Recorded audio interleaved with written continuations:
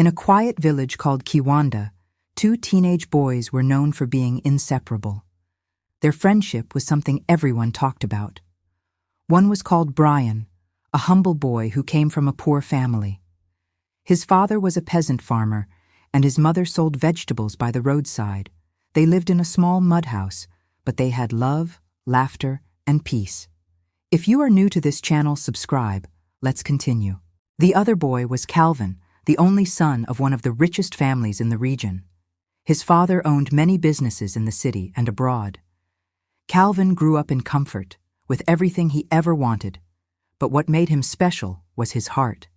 He never looked down on anyone. To him, Brian was not a poor boy, he was a brother. They met when they were only 10 years old. Calvin's father had taken him to the village for holidays, and while other children feared to approach him, Brian walked straight to him and said, "Do you want to play football?"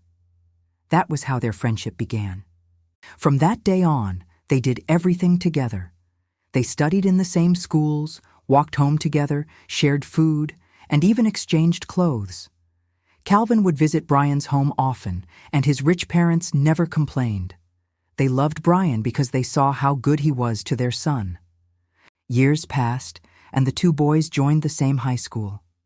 Calvin's parents paid all the fees for both of them. In school, they were known as the brothers of different mothers.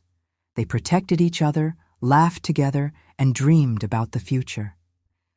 Brian always said, "One day I will work hard and make my family proud." And Calvin would reply, "And I'll be right beside you, my brother." After 4 years, high school came to an end. Calvin was supposed to go to university in the city. His parents had already prepared everything for him. But when he received the admission letter, he was not happy. He kept quiet for days until his mother asked, "Calvin, what is wrong? You should be happy you're going to university." He sighed deeply and said, "I am not going without Brian. He has no one to help him. If he cannot go, then I will not go either." His parents were shocked. "But Calvin," his father said, "Brian's family cannot afford university. You cannot stop your future because of that." But Calvin stood firm. "If Brian doesn't come, I stop my studies." It was hard for the parents to believe how much love their son had for his friend. They discussed it for days and finally agreed. "If that will make you happy, we shall take Brian with you. We will pay for his studies too." Calvin was overjoyed. When the two friends arrived in the city, everything was new to Brian. The tall buildings, the lights, the noise, and the fast life amazed him. Calvin helped him with everything. They rented a nice apartment near the university, and life was good. But slowly, things began to change. Calvin focused on his books and kept his good manners, but Brian started loving the city life too much. He began spending a lot of time with bad friends who liked parties, alcohol, and expensive things. Calvin warned him, "Brian, don't forget why we are here. We came to study and build a future." Brian would laugh and say, "Relax, my brother. We are young. Let us enjoy a little." Calvin didn't argue much. He believed Brian would change. One sunny afternoon, they went together to a famous watch shop in the city. Calvin loved watches and wanted to buy one for his father's birthday. The shop was filled with shiny watches of all kinds, some costing more than what Brian's family could ever earn in a year. As Calvin admired the watches behind the glass, Brian's eyes were fixed on one beautiful gold watch. He wanted it so badly, but he knew he could never afford it. His mind started whispering dangerous thoughts. While Calvin was talking to the shopkeeper, Brian quietly slipped the watch into his pocket, not knowing a CCTV camera was watching every move. When they were leaving, the alarm beeped loudly. 2 security guards stopped them. "Please, gentlemen, we need to check you," one of them said. Calvin looked confused. "Check us? For what?" The guard said, "A watch is missing. We just want to confirm something." As the guards approached, Brian quickly panicked.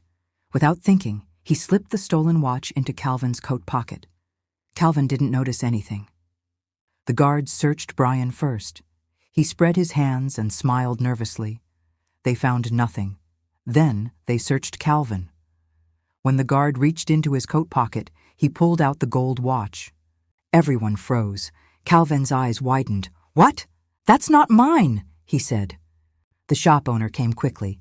"You were caught on camera." Calvin tried to explain. "I didn't take it. You can check the cameras again." But Brian stepped forward and said, "Calvin, I told you not to take it. Why did you do that?" Calvin turned to him in shock. "Brian, what are you saying?" The guards didn't listen. They called the police. Calvin was arrested right there in front of his best friend. Brian watched silently as the car drove away. At the police station, Calvin begged them to check the cameras again, but the footage only showed him being searched and the watch being found in his pocket. The part where Brian took the watch was unclear. The court charged him with theft, and he was sentenced to 4 months in prison. Inside prison, Calvin couldn't believe what had happened. The boy he loved like a brother had betrayed him. But he refused to tell his parents. He didn't want them to worry or to hate Brian. Meanwhile, Brian continued to enjoy the money Calvin's parents sent for their upkeep. He lied to them that Calvin had gone on a study trip abroad. The rich family believed him because they trusted him. Weeks passed. Prison life was hard for Calvin. He felt lonely and broken. One day, while he was sitting in the prison yard, an old pastor walked by preaching to the prisoners. The pastor said, "God sees everything. Even when people lie against you, God will bring the truth to light." Calvin stood up and said bitterly, "If God really sees everything, why did he allow me to suffer for something I didn't do?" The pastor walked closer. "Tell me your story, son." So Calvin told him everything. The pastor listened quietly, then nodded. "I believe you. Sometimes God allows pain to test our faith, but he will never let lies win forever." That evening, the pastor went straight to the home of Calvin's parents. When the maid opened the gate, he said, "Please, I need to speak to Mr. and Mrs. Cato. It is about their son, Calvin." The parents were surprised.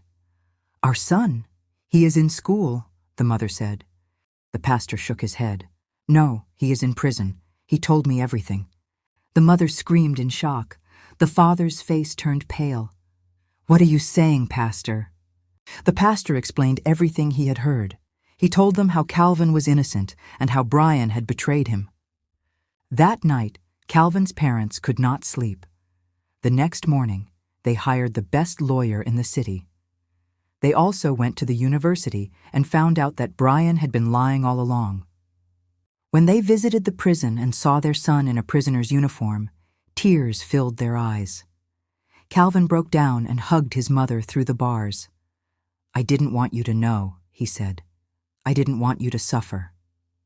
His father held his hand and said, "You are our son. You should never suffer alone." With the help of the lawyer, they reviewed the CCTV footage again. After a careful check, they noticed the moment when Brian slipped something into Calvin's pocket.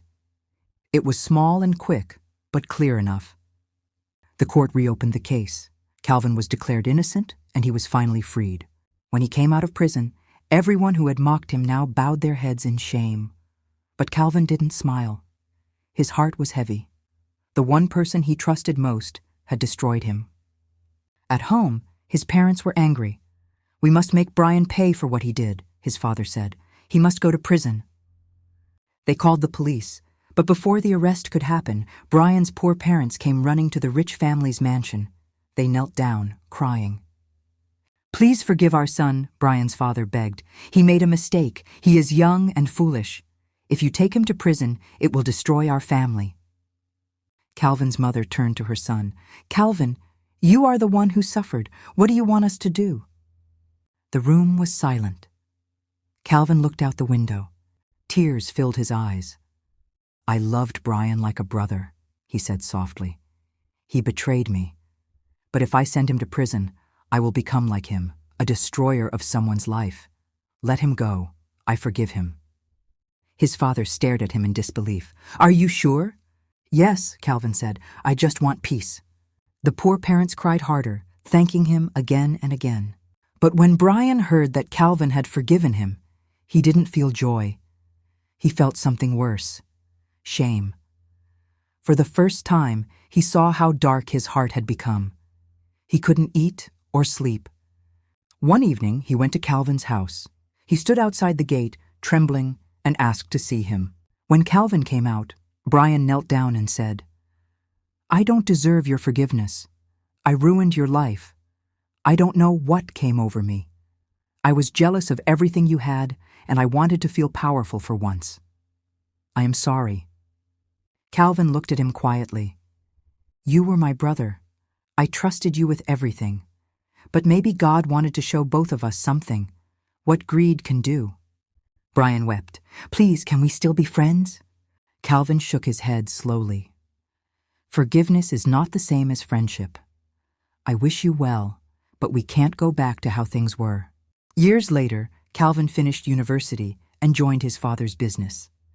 He became a humble and wise man, known for his kindness and patience. Brian, on the other hand, struggled for many years. He tried to rebuild his life, but never found true peace. He finally joined a church and began to preach about honesty and the dangers of envy.